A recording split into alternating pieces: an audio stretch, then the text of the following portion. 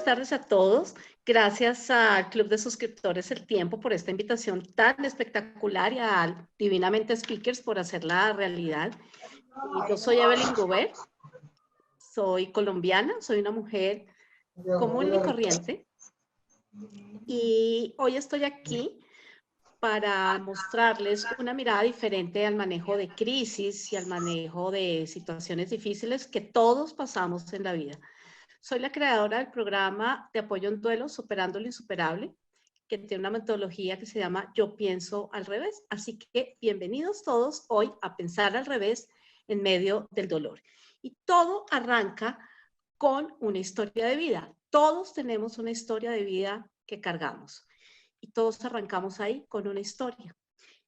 Hoy voy a contarles mi historia, no porque mi historia sea más importante que cualquier otra historia, en absoluto. Simplemente debo contar mi historia para que la tomen como referente en el tema de pensar al revés y para que vean cómo he llegado yo a cambiar, a resignificar una historia difícil y convertirlo en un propósito de vida hermoso. Entonces, bienvenidos a Pensar al Revés. Mi historia inicia de la siguiente manera. Yo inicio a los 18 años de edad, entro a la edad adulta con un sobre que decía positivo para embarazo. Nicolás venía en camino. Era un bebé no esperado, pero sí muy deseado. Esa aproximación a ser mamá por primera vez, a sentir a Nicolás dentro de mi cuerpo, la ilusión que trae un hijo. Con Fabián, en ese momento, mi novio, decidimos casarnos para hacer las cosas pues lo mejor posible y que Nicolás tuviera un entorno familiar como el que siempre habíamos soñado. Y así arranca mi historia en la edad adulta. A los 7 meses de embarazo, Nicolás decide nacer, un parto prematuro, no había cumplido casi los 7 meses aún, y estamos hablando que eso sucedió en el año 86, o sea que la tecnología y los avances médicos, pues no son los mismos de hoy en día, no eran los mismos de hoy en día. Nicolás nació con membrana hialina, que es una afección en los pulmones, que no permite que sus pulmones todavía estuvieran formados por su estado prematuro, y al día siguiente de haber nacido Nicolás, en un diciembre, nos llaman a junta médica y nos dicen papás. Ya ahí difícil porque nos dicen papás, ustedes tienen que tomar una determinación porque el bebé ha tenido 3 paros cardiorrespiratorios, hay un muy probable daño cerebral y ustedes son los que deben decir qué tenemos que hacer si Nicolás entra en otro estado similar. Pues dificilísimo. Yo tenía 18 años, Fabián, mi esposo, tenía 22 años en ese momento. La vida derrumbada, tener que tomar una decisión de ese tamaño y decidimos decir, bueno, doctor, déjelo ir, déjelo ir. Yo había copiado que en la vida hay que seguir adelante rápido, que hay que pasar la hoja, que hay que levantarse de los golpes muy pronto y no supe manejar el duelo. No pedí ayuda, no lo hablé con nadie, simplemente lo escondí con mi máscara de fortaleza. Y metí a Nicolás en el baúl de los recuerdos. Ese duelo tan mal manejado, tan escondido, tan negado, pues me llevó a una depresión de casi 4 años, donde yo no supe qué había hecho con mi vida 4 años, hasta que quedé de nuevo en embarazo de mi hijo Mateo. Y ahí empecé a ver otra vez la vida de colores. Venía Mateo, hermoso, 9 meses perfectos de gestación, sano, gordo, grandote, y yo decidí no trabajar durante los siguientes 2 años para dedicarme a él tiempo completo. Areneras, triciclos, canciones, bailes, parques, 100% dedicada a mi hijo Mateo y pues una vida muy feliz. Cuando Mateo cumplió 8 años de edad, decidimos trasladarnos a la ciudad de Armenia. Una ciudad más tranquila, donde tuviéramos mejor calidad de vida, más tiempo en familia. Y esto sonaba muy lindo, y además era cierto, pero teníamos una disculpa enredada dentro de una verdad muy grande, y era que el matrimonio tenía problemas.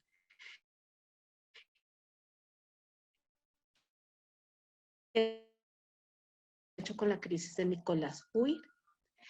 Nunca arreglamos nada, no nos sentamos, no tomamos nada de acuerdo. Y Nicolás, perdón, pues nos fuimos a vivir a Armenia, pasamos felices, pero el matrimonio enredado. ¿Cuánto tiempo podemos tener una verdad enredada en una disculpa?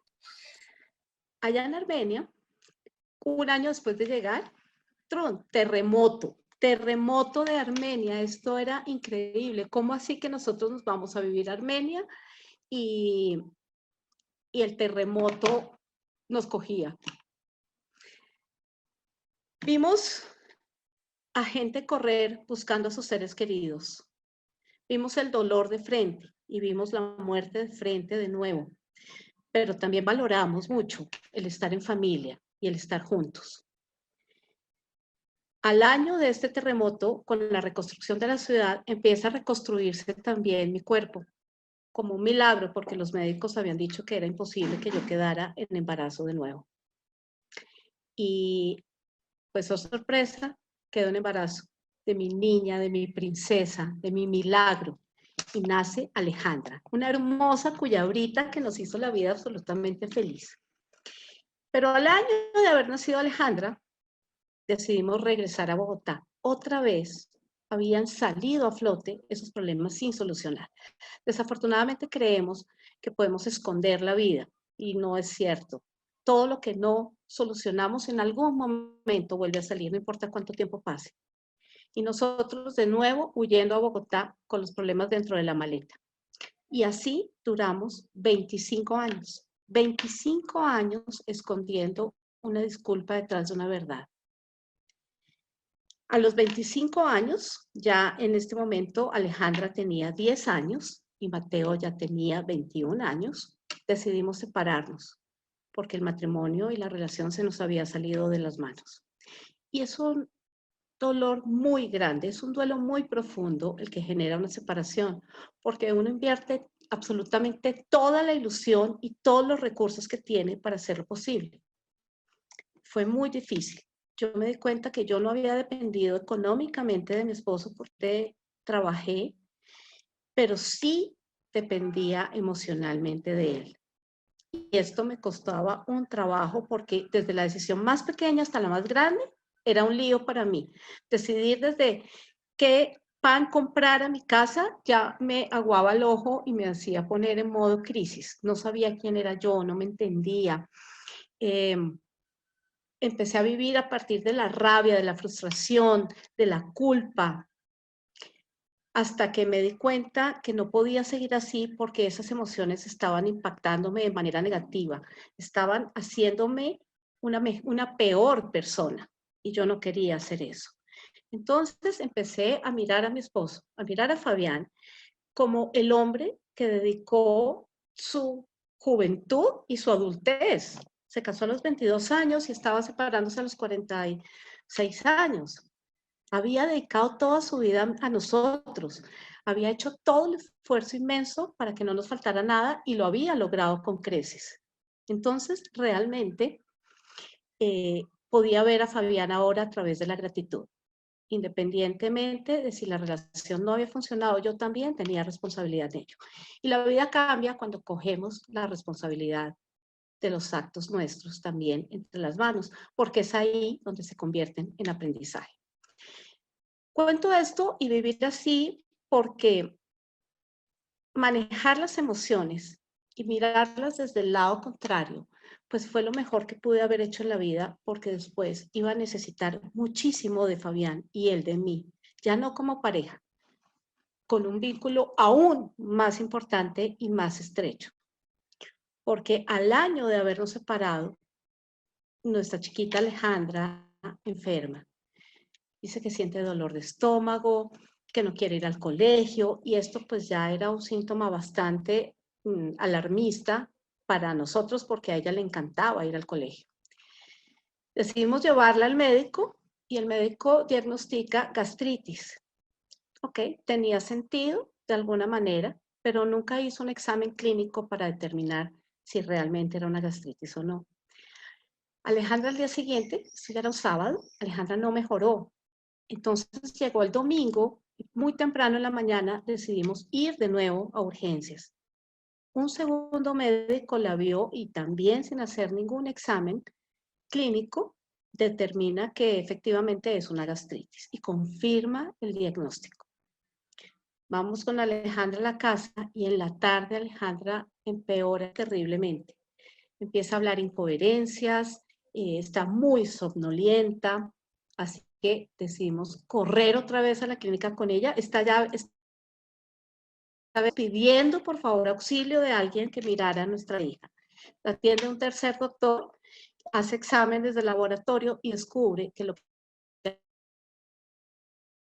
la diabetes tipo 1, el azúcar en 570, cuando lo normal es entre 90 y 100. Entonces, pues el dolor más grande del mundo, la sorpresa, y nos dicen que hay que trasladarla inmediatamente a cuidados intensivos, porque además hay una complicación seria que se está gestando en ella y es la cetoacidosis diabética.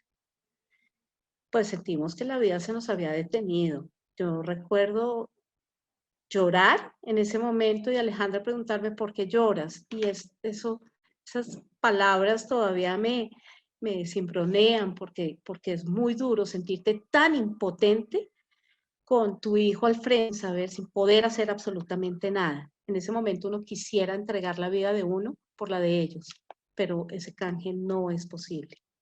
Alejandra llega a cuidados intensivos y a los 3 días de estar allí nos llaman a junta médica, a Fabián y a mí. Y nos dicen de nuevo, como hace 25, 26 años atrás, papás, se ha comprobado que Alejandra tiene muerte cerebral y necesitamos que ustedes autoricen la desconexión de los aparatos que la mantienen con vida. Entender eso fue muy difícil. Y finalmente nos dimos cuenta que esto ya lo habíamos vivido antes. Y ahí, 26 años después, sale el duelo de Nicolás mezclado con el duelo de Alejandra, un dolor insoportable. Ese 6 de junio del 2012 tuvimos que despedir y acompañar a su último paso a nuestra hija Alejandra, a su último paso para regresar a casa, como aprendí a decirle a la muerte. El evento más doloroso que puede sentir un ser humano, porque incluye demasiadas frustraciones y todos los sentimientos se revuelcan dentro.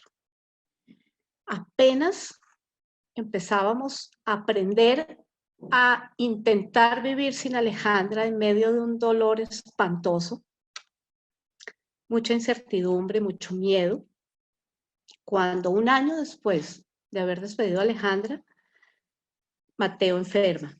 Tenía para este momento 22 años y está sudando mucho en la noche. Así que decidimos llevarlo al médico. Esta vez sí, a exigir todos los exámenes, un diagnóstico muy completo, y así lo hicieron. Solo 3 horas después de haber llegado a Mateo a esa sala de urgencias, solo 3 horas después, nos decían el diagnóstico. Y el diagnóstico era metástasis en los 2 pulmones. Jamás se me olvidará ese cruce de miradas con mi hijo cuando me dice, Mita, metástasis es cáncer.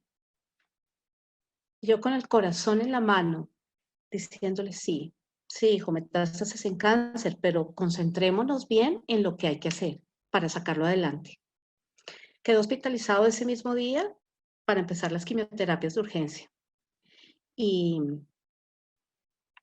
bueno, empieza una sesión de quimioterapia, el tumor no disminuye. El segundo esquema, no disminuye. Tercer esquema, no disminuye. Hasta que ya íbamos para otro esquema experimental y Mateo levanta la mano y dice, venga papás, sentémonos, seamos sensatos. La quimioterapia no está funcionando, el tumor no se está acabando y por el contrario mi cuerpo está sufriendo de unos efectos secundarios que no quiero tener. Me duele mucho, pero yo no quiero seguir con la quimioterapia porque es que ya nada funciona. seamos conscientes y apóyenme. Yo sigo con todos los medicamentos y todas las medicinas alternativas que ustedes consideren, pero ya no voy más con la quimio. Ver a tu hijo de 22 años tomando decisiones tan sensatas, tan adultas, con tanto liderazgo, pues yo me preguntaba a qué horas creció tanto, a qué horas se convirtió en este hombre y en este líder como ninguno, porque hoy veo el líder como aquella persona que es capaz de gestionar las emociones. Y Mateo era impresionante en eso. Así que acompañamos a Mateo en todo este proceso nuevo, sin quimioterapia, sabiendo el riesgo que corríamos, hasta que quedó hospitalizado por una neumonía. Sabemos que neumonía y cáncer de pulmón, pues no es compatible. 3 días después de haber estado en la clínica, estábamos con Mateo ese 5 de abril de 2014, cuando Mateo se levanta de su cama con un grito y dice, Mateo Lineros, durísimo. Yo sentí que estaban llamando a lista y llamé a Fabián inmediatamente y le dije, por favor, ven rápido que Mateo se va a despedir. Y bueno, ese día fue un día muy especial. Mateo, después de nombrarse tan duro con su nombre y apellido, me pidió que oráramos y me estiró las manos. Y oramos y luego él me dijo, ahora sí, a descansar. Al mediodía quiso que lo ayudaran a bañarse, a afeitarse, porque quería estar más cómodo. Y lo ayudaron entre un tío, su papá, un camillero que siempre había estado presente. Cuando terminó este evento, que era, para uno de pronto bañarse es muy sencillo y no ve el esfuerzo que esto genera cuando no estamos sanos. Para Mateo era todo un evento traumático porque la bala de oxígeno no le alcanzaba y la cánula que tenía desde la cama más fuerte no llegaba hasta el baño. Entonces era un ahogo permanente. De verdad no era nada agradable. Y al salir del baño con ese cansancio, lo único que pensó fue coger su billetera, sacar todo lo que tenía allí, ponérselo en el bolsillo al camillero, decirle gracias. Gracias por lo que usted me ha ayudado. Y ese era mi hijo, esa era la esencia. Yo dije, Mateo se está despidiendo recordándonos quién es, porque la esencia, tú puedes perder todo lo que quieras perder, pero tu esencia jamás se perderá. Y Mateo era bondadoso, honesto, dadivoso, generoso a morir, y ese era él. A las 8 de la noche, pues Mateo fue quedando dormido hasta que suspiró por última vez y acompañamos así a nuestro tercer hijo, ya el último, a regresar a casa, como yo le digo, a la muerte. Quiero que vean para ponerle nombre y ponerle cara a esta historia. Así que quiero compartir este video con ustedes.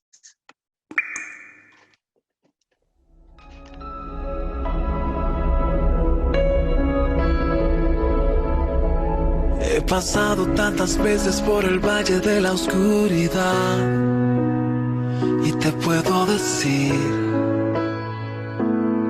que es difícil estar allí y que tengo cicatrices que cuentan tantas historias que me han hecho crecer, pero ves, aún estoy aquí, más fuerte que nunca, y todo esto se debe a que he puesto mi confianza en el y si todavía hoy estoy aquí, es porque tengo su fuerza, no estoy solo, la victoria siempre Él me ha dado, y si ves que he podido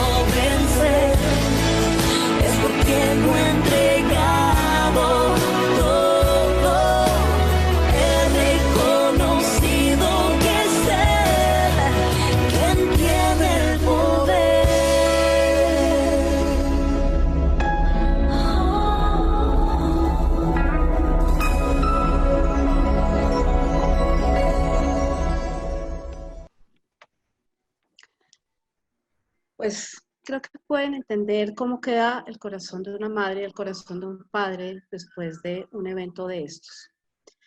Se nos había destruido la vida. Estábamos absolutamente sin piso, sin dirección, sin rumbo. Y había algo, la forma como nos educan para llevar el duelo en los momentos difíciles. Era el referente que yo tenía de una cultura o de una familia. Pero lo cierto es que yo no lo quería seguir viviendo de esa manera. Siempre nos dicen que este es el dolor más grande que puede tener una madre. Estoy de acuerdo, es un dolor absolutamente inmenso. Pero también nos dicen equivocadamente que es un dolor que dura. Yo no quería, yo me negaba a que este fuera un dolor para toda la vida. Me decían que la felicidad de aquí en adelante dejara de existir, ni pensar en ser feliz. Yo me miraba a mis 44 años y decía, no quiero esto en mi vida. De verdad no quiero vivir así. Entonces, ¿qué tenía que hacer? Aprender a pensar diferente. Y empecé a ver que todo esto eran mitos. Los mitos que cargan tanto como ese de no llores porque no los dejas descansar. Esto es un sufrimiento aquí en la vida. Este dolor nunca se quita, es un dolor con el que se aprende a vivir. Y yo me negaba definitivamente a racionalizar esto y hacerlo parte de mi vida.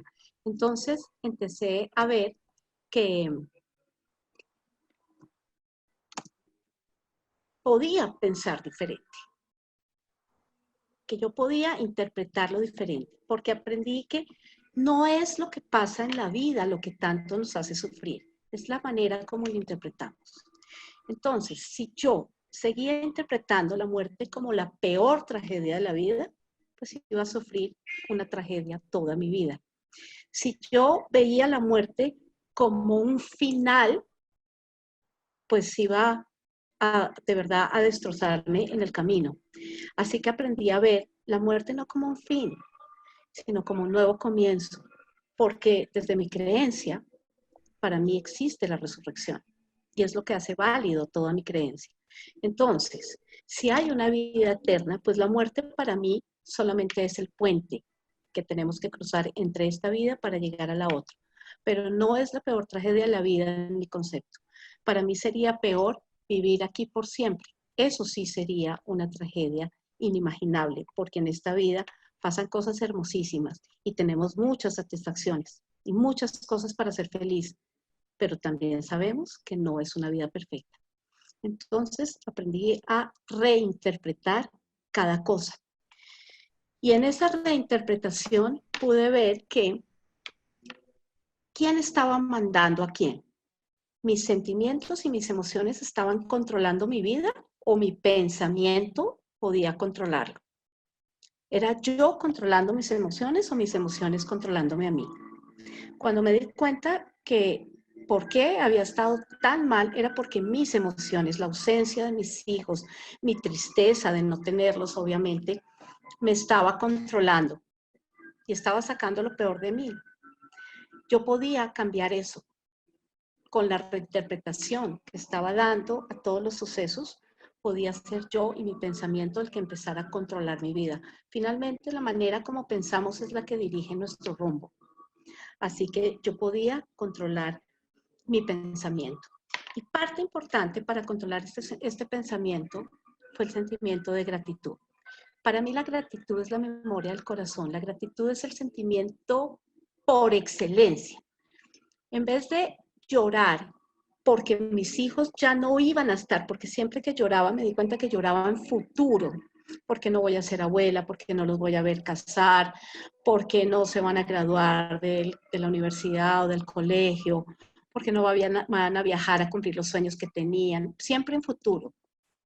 Empecé a agradecer, porque el pasado sí lo tengo, sí es mío, sí lo disfruté, es real. El futuro es incierto, el pasado es real. Y yo tenía 1000 cosas para agradecer. Agradecer ese día de Nicolás en mi vida y 7 meses de embarazo. Agradecer 11 años de mi princesa Alejandra. 11 años de una compañía inigualable y de el amor más absoluto. Agradecer 23 años de Mateo. Por Dios, 23 años de un ser absolutamente maravilloso. Entonces, pues tenía mucho que agradecer y me pegué de eso, de mirar el pasado y agradecerlo. Porque cuando yo tuve mis hijos, no creo haber firmado un contrato de que aceptaba solo mis hijos, sí y solo sí yo me muriera primero. No, eso es la fantasía y lo que nos hubiera gustado, pero no es cierto. Mis hijos son mis hijos y eso no les quita nada. Hoy puedo ver que yo soy administradora de todo, más no dueño de nada. Y yo tenía mis hijos para que los administrara de la manera correcta, el tiempo que el dueño me los diera. Y si fueron un día, 11 años y 21 años o 23, estuvo perfecto. Y agradezco haberlos tenido porque hoy soy mejor persona gracias a que ellos han estado en mi vida. Y hoy sigo siendo mejor persona, ellos siguen siendo mi motor por haberlos tenido aquí junto a mí. Aprendí también a validar los milagros de mi vida. Cuando entramos en modo crisis por alguna circunstancia difícil, que se llame muerte o pérdida física o pérdida material o falta de un trabajo o ruptura de una relación, cualquier cosa que nos ponga en situación de duelo, y aclaro, para mí duelo es el proceso que tenemos de adaptación entre una vida y otra, porque nuestra vida cambia con estos procesos tan difíciles, por lo tanto nosotros también tenemos que cambiar y la adaptación a esa nueva vida es este proceso al que llamamos duelo. Entonces, en el proceso de duelo, algo que nos molesta mucho es la pelea con Dios, porque todos cuando tenemos un hijo enfermo recurrimos a Dios y le pedimos un milagro si la ciencia no puede hacer nada. Y nos frustramos mucho cuando ese milagro, como en mi caso, no llega de la manera que lo queremos. Así que yo también peleé con Dios y le dije que me quería morir y que no quería vivir acá y que esta vida no tenía sentido. Y bueno, renegué muchísimo hasta que empecé a reconocer los milagros que había habido en mi vida, que son muchísimos, muchos milagros. De hecho, cuando Mateo tenía 4 añitos, 4, yo vivía en un 6º piso y se salió por la ventana al vacío, por la ventana que daba al sótano del edificio. Un vacío de 6 pisos. Y Mateo salió y caminó por fuera, así cogido de la ventana. Cuando la empleada lo vio, ya no lo alcanzaba a coger por la ventana que había salido. Le tocó trasladarse al otro cuarto y cogerlo por la otra ventana y entrarlo. Lo más normal es que Mateo hubiera fallecido a sus 4 años cuando hubiera caído al vacío por esa ventana. Era el deber ser, lo que la lógica dice. Pero allí hubo un milagro y Mateo se salvó. Y yo hasta ahora lo vine a reconocer como milagro. Yo siempre dije, gracias Dios, pero de verdad, lo que entiendo es que la vida de Mateo fue extendida a 20 años más. Y así me puse a mirar los hilos de Dios, mirar las huellas de Dios hacia atrás y puedo reconocer muchos, muchos milagros en mi vida. Entonces, el hecho de que no obtengamos el milagro que quisimos no significa que el milagro o los milagros no existan o que hayamos sido abandonados por Dios como me sentía yo abandonada. Entendiendo esto, empecé a no permitir que la ausencia reemplazara a la presencia, porque creo que es un ejercicio que hacemos en el duelo con mucha frecuencia. Nos quedamos viviendo en la ausencia, en lo que ya no está, en lo que ya no nos necesita, y descuidamos lo que sí nos necesita y lo que está presente. En este caso, mis hijos ya no estaban. Ellos ya no me necesitaban, ni me necesitan, ni nada de lo que yo haga aquí puede cambiar su estado donde están. Si yo estoy feliz, ellos no se afectan. Si yo estoy mal y triste, a ellos tampoco les afecta. A la única que me afecta es a mí, que sí estoy presente. Entonces, dejar de vivir para la ausencia y empezar a vivir con la presencia. Yo hago procesos de duelo, consejerías en procesos de duelo y es increíble ver cómo sufren las familias porque queda el hijo descuidado, porque ha sido más importante el hijo que se fue y no el que queda. Si el juego cambia, cambian las fichas. Ya lo había dicho, el juego cambió. Yo no soy la misma de antes, la situación cambió. Por lo tanto, mi forma de vivir también cambia. Yo antes estaba en una familia de 4. Hoy estoy en una familia de 1 en este momento. El juego tenía que cambiar y yo tenía que cambiar con ella. Así que después de esto, pues renuncié al trabajo y quise darle un propósito a mi vida diferente, tomar mis dones, mis talentos, mis habilidades, mi historia para llevarla a servir a los demás. Porque cuando uno se preocupa más por la herida de los demás que por la herida propia, es increíble, pero la herida de uno se convierte en cicatriz. Recuerda que ahí estuvo, pero ya no duele. O sea, por eso puedo decir que no es un dolor que dure para toda la vida, es un recuerdo que amaré toda la vida. Y eso es pensar al revés. Nos podemos convertir en el héroe de nuestra propia historia. La situación no va a cambiar, pero yo sí puedo cambiar dentro de mi situación. Y yo decido cómo quiero contar la historia, cómo quiero vivir mi historia. Yo puedo elegir que mi historia sea una historia trágica, o puedo verla como la veo hoy, como una historia absolutamente de amor, porque yo soy el héroe de mi historia, yo soy la que la cuento. Aprendí a poner el tiempo a mi favor. El tiempo siempre está a favor si lo queremos ver así. A favor porque falta menos tiempo para que yo logre reencontrarme con ellos e ir a vivir en donde la vida es plena y feliz. Pues esa es la esperanza del creyente. Pero también veo que el tiempo corre y que cada día que pasa es un día menos que tengo. Un día que menos que tengo para ser feliz, para servir a los demás, para dar amor, para ver el amor en los demás. Un día menos que tengo para realizarme como persona, para poner a mi disposición mis dones, mis talentos, mis habilidades, todo con lo que he sido dotado para ser feliz. Entonces, el tiempo está a favor, o bien porque ya se está aproximando para regresar a casa y también nos está quedando menos tiempo para hacer cosas importantes y dejar una huella linda en este mundo. Esta historia de Agárrate del mástil es bellísima. En el duelo necesitamos apartarnos por un momento, reflexionar, permitir que todas estas emociones decanten y reconocerme y entenderme a mí misma. Yo lo necesité cuando murió Alejandra y yo no quería acercarme a una Navidad, a un Papá Noel, a unos villancicos, nada de esto lo quería.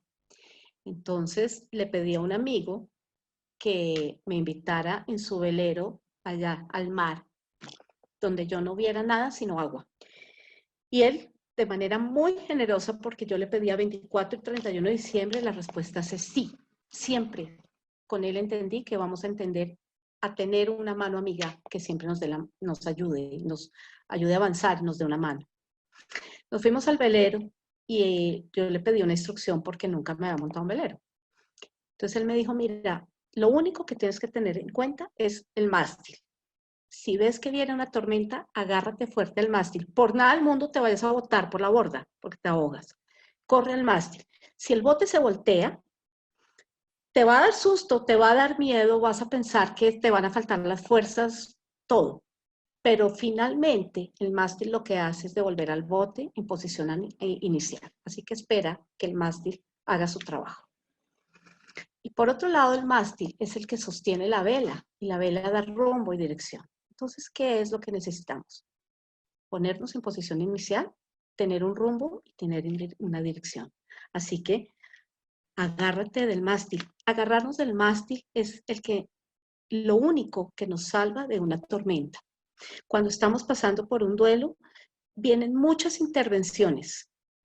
Y si tú no tienes tu mástil, tu creencia fuerte, te vas a poder confundir y eso te va a hacer daño, porque van a empezar a impactar todos los mitos y todos los paradigmas que la gente conoce del duelo al no estar tan educados en él. Entonces, ahí es donde el mástil donde el velero, pues te puede tambalear. Pero si tú te agarras del mástil, eh, vas a tener estabilidad, rumbo y dirección. Por otro lado, yo te pido que no agendes las tristezas. Somos especialistas en agendar tristezas. Cogemos el calendario y arrancamos desde la fecha del cumpleaños, la fecha en que sucedió el evento, la fecha en que partió, si fue eso lo que ha pasado, o el momento de la crisis. Además, agendamos el Día de la Madre, el Día del Padre o el Día del Ingeniero. En fin, terminamos el año agendando Navidad y Año Nuevo desde la tristeza. Está bien sentir la tristeza, las emociones son para sentirlas, si no, pues no tendrían razón de ser. Pero no las agendemos, que es diferente. No nos predispongamos a vivir mal. Si ese día llega y yo vivo mal, está bien, es el día de lujo, le digo yo. Está bien vivirlo y sentirlo, pero sin predisponernos. Finalmente, debemos aprender a vivir en el misterio. Si no vamos a tener respuestas, pidámosle a Dios que se lleve las preguntas. Es mucho más fácil vivir sin preguntas que vivir sin respuestas. Y los misterios hacen parte de un misterio y deben ser así. Hoy en día veo como una bendición que la muerte sea un misterio, porque creo que si yo tuviera la oportunidad de saber en qué momento iban a morir mis hijos, no hubiera podido vivir en paz y disfrutar esos un día, 11 o 22 años de Mateo. Entonces, gracias a Dios, la muerte es un misterio y hay muchas cosas que debemos dejar en el misterio. Es posible tener una segunda vida en una misma existencia. Después de, hace 4 años, después de haber vivido todo esto y aprender de tantas maneras, este es mi ahora.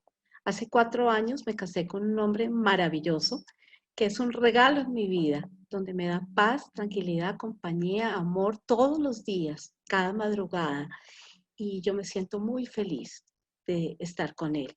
Hoy puedo ver que esta vida es una vida completamente nueva, con un propósito de vida nueva, con una experiencia de vida completamente nueva. Y no la puedo comparar con mi vida pasada. Las dos son tan hermosas que no las puedo comparar. Y eso hace que las dos sean perfectas. Podemos vivir varias vidas en una misma existencia. Yo siento que estoy sintiendo mi segunda vida. Y bueno, Yolanda les hablaba del lanzamiento de Seres de Paso. Aquí está, Seres de Paso, porque si nosotros logramos realmente entender que eso somos en esta vida, en esta existencia, peregrinos, seres de paso, vamos a vivir mejor, le vamos a dar un sentido más honroso a nuestra vida y a la vida de los que nos rodean. Y también, seres de paso hace que las despedidas sean más livianas, porque aquí con Seres de Paso podemos entender que la muerte no es un final, sino un nuevo comienzo. Y eso hace que las despedidas no sean tan dolorosas. Y por otro lado, es importante entender, vivir la vida paso a paso, sin saltarnos los procesos, sin ese afán de la inmediatez, porque yo he visto la bendición de vivir el paso a paso. Es duro, pero es un proceso que de verdad vale la pena. Así que te digo que sí es posible pensar al revés. Hoy, pensar al revés es una metodología que va inmersa en todas las conferencias, en los talleres, en las consejerías personalizadas de duelo, donde más de 2.000 personas pueden decir hoy que pensar al revés es posible y que pensar al revés nos da un sentido diferente a la vida. Así que, terminando, te doy las gracias infinitas por habernos acompañado. Espero que te haya quedado una instrucción grande para tu vida, una herramienta para pensar al revés. Me consigues en todas las redes sociales como Superando lo Insuperable. Y bueno, ahí estamos con consejerías, con talleres, con conferencias empresariales. a través de Divinamente Speakers. Gracias, Yolanda, gracias de nuevo a Club de Suscriptores El Tiempo por haber tenido este espacio tan hermoso que espero que les haya dejado algo importante en sus vidas.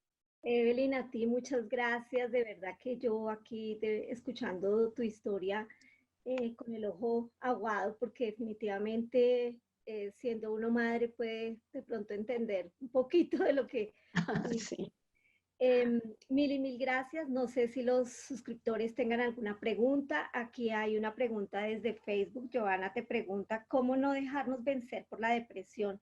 ¿Cuál es la estrategia para que este gigante no nos acabe vivos? Uy, sí, ese es un gigante, es un monstruo espantoso al que yo le tengo también mucho miedo. Y sabes que por ese miedo, porque yo decía, me voy a deprimir, me voy a volver loca y no voy a poder con todo esto, ese mismo miedo fue el que me sacó adelante, a decir, no, no, yo controlo mis emociones, no es al revés, mis emociones no me controlan a mí. Entonces es empezar a cambiar. Yo tengo un ejercicio que funciona muy bien y es, siempre tenemos unos disparadores que nos meten en el hueco oscuro. Todos sabemos cuáles son, o la foto, o para mí en mi caso era la ropa infantil y esto tendía a deprimirme. Cuando me di cuenta cuál era mi disparador, empecé a evitar ese disparador y cuando los recuerdos malos llegaban, tenía una lista escrita de recuerdos de gratitud que me llevaban a una sonrisa. Y esto, si se convierte en un hábito, se convierte en algo constante que te puede ayudar mucho. Muchas gracias, Evelyn. En Zoom nos pregunta Nicole, ¿cómo deja de pensar en el pasado lo vivido? Me ha sido muy difícil. Sí, es muy recurrente que queramos olvidar al pasado. Es otro mito que nos han metido en la cabeza las referencias culturales. Al pasado déjala atrás. El pasado, bueno, hay varios inclusive dichos que están muy inmersos en la sociedad y yo no podría dejar el pasado atrás, jamás. Yo no lucho con dejar el pasado porque al contrario, mi pasado tiene unos recuerdos hermosos. Acuérdate, no es lo que pasa, sino la interpretación que le das. Si tú ves tu pasado como llorando en futuro voy a volver a tener y que ya eso me va a hacer falta, claro, te vas a ir a una lucha interminable. Pero si ves el pasado como la gratitud de haberlo tenido, porque pues si te está doliendo es porque fue muy importante para ti. Entonces quédate con lo importante y sobrepone eso importante a lo que tanto te hace daño para ver, pero no es luchar contra el pasado porque no podemos luchar con eso, con lo que existió, no debería. Muchas gracias, Evelyn. No sé si alguien más quiera preguntar algo, si tenga alguna pregunta en Facebook, solamente infinitas gracias, muchas gracias. Gracias, gracias. Así nos deberían hablar desde pequeños para ver la muerte de una manera diferente a como lo vemos los de Occidente. Al hacer yoga, veo y siento que uno trasciende de una mejor forma. Así es, acuerdo completamente contigo y esa es la responsabilidad que tenemos de cambiar un poco esa educación o incluir esa educación a través de los sentimientos para que no sea tan doloroso un evento que es universal y es el más social que existe. Todos vamos a tener que salir de este paso, entonces deberíamos prepararnos. Les damos la sorpresa, Yolanda, Sí. a las 5 personas que escriban con algo de pensar al revés al chat, a las 5 personas que escriban, pero tienen que poner algo de pensar al revés que les haya quedado para su vida, nos dejan por favor sus datos completos y les va a llegar de regalo un libro de Seres de Paso para que lo lean y lo compartan después con todas las personas que crean conveniente. Así que si quieren el libro, escríbanle a Yolanda con todos los datos que Yolanda me los pasará para que les llegue a su casa el libro Seres de Paso. Listo, nombre y número telefónico para poderlos llamar. Solamente son 5 libros, entre los primeros 5 que respondan, ya sea por Facebook o por Zoom. ¿Listo? Exactamente. Yeye Vega te pregunta, en familia, ¿cómo lograríamos superar un luto? Ay, qué dicha tener una familia para superarlo. A mí me tocó solita y de verdad que rico y qué bendición que tengas una familia. Lo importante en una familia es ver cómo juntos podemos salir adelante y no victimizarnos unos con otros, porque la victimización en una pérdida de un ser querido o en una despedida de un ser querido nos hace mucho daño. Entonces, y a veces en familia también tendemos a victimizarnos más, ¿no? Pobrecitos, que nos pasó esto, pero qué terrible, pero qué tragedia, y nos quedamos ahí. Entonces, alguien de la familia tiene que tomar la batuta, y si tú ya hoy aprendiste algo diferente de ver la vida y de ver la muerte hoy con esta charla, por favor, sé tú la bandera en tu familia para agradecer, hacer rituales de agradecimiento a la persona que ya no está y vivir honrando la vida de esa persona a través de la vida de ustedes, con amor. Listo, Evelyn, muchas gracias a los suscriptores y familiares. Muchas gracias por llegar aquí a esta charla. Recuerden que las invitaciones que hacemos es para que ustedes compartan en su casa, para que estén también ahí.